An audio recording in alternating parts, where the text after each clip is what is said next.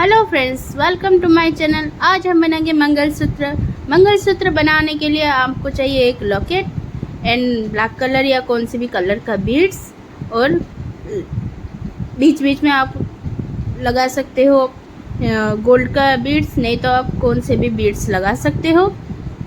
Golden colour का अच्छा लगेगा। अभी हम दूसरी साइड में जैसे लगा लिए हैं, उस अपोजिट साइड में हम दो गांठ लगाना है। उसके बाद हम बीड्स को ऐसे रखेंगे, धीरे धीरे करके हम पूरा जितना लंबा चाहिए आप उतना ऐसे डिजाइन आप बना सकते हो अपनी मर्जी से। घर पे ही आप बना सकते हो अपने मर्जी से। बहुत अच्छा लगेगा एंड ब्यूटीफुल लगेगा।